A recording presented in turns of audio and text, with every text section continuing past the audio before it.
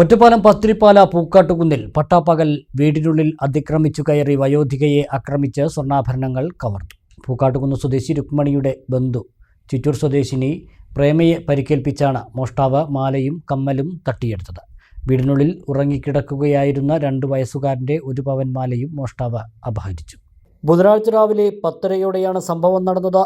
വീടിന് മുന്നിലെത്തിയ അപരിചിതനായ ഒരാൾ കുടിക്കാൻ വെള്ളം ചോദിക്കുകയും പ്രേമ വെള്ളമെടുക്കാൻ അകത്തേക്ക് പോയപ്പോൾ പിന്നാലെ എത്തിയ മോഷ്ടാവ് ഇവരെ ചവിട്ടി വീഴ്ത്തുകയുമായിരുന്നു. പ്രേമയുടെ വായ് പൊത്തിപ്പിടിച്ച് ബലം പ്രയോഗിച്ചാണ് കഴുത്തിലെ താലിമാലയും 3 ഗ്രാം തൂക്കം വരുന്ന കമ്മലും കവർന്നത്. കമ്മൽ വലിച്ചു പറിക്കുന്നതിനിടെ പ്രേമയുടെ ഇടതു ചെവിക്ക് പരിക്കേറ്റു.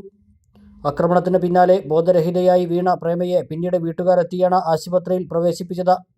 വീട്ടുകാർ നടത്തിയ പരിശോധനയിലാണ് മുറിയിൽ ഉറങ്ങിക്കിടക്കുകയായിരുന്ന കുഞ്ഞിൻ്റെ മാലയും നഷ്ടപ്പെട്ടതായി കണ്ടെത്തിയത്.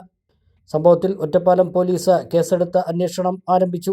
ഒരാൾ വന്ന് കോളിംഗ് ബെല്ലടിച്ചു.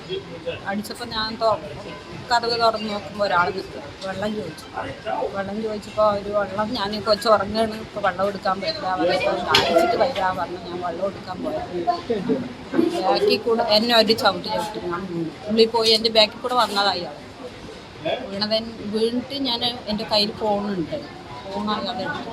ഫോൺ ചേച്ചിക്ക് ഫോൺ ചെയ്യാൻ പറഞ്ഞ് എടുക്കുമ്പോഴേക്ക് ഫോൺ പിടിച്ച് പിടിച്ചു. വായ അടച്ച് പിടിച്ചത് തലയിൽ പിടിച്ചിട്ട് വലിച്ചിട്ട് കമ്മലും പിന്നെ മാലയും കുട്ടിയുടെ മാല കുട്ടിനെ കിടന്ന് ഉറങ്ങിയായിരുന്നു കട്ടിലേക്ക്.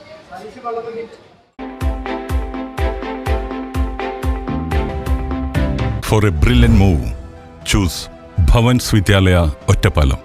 വിശ്വസിച്ചേൽപ്പിക്കാം വരും തലമുറയെ.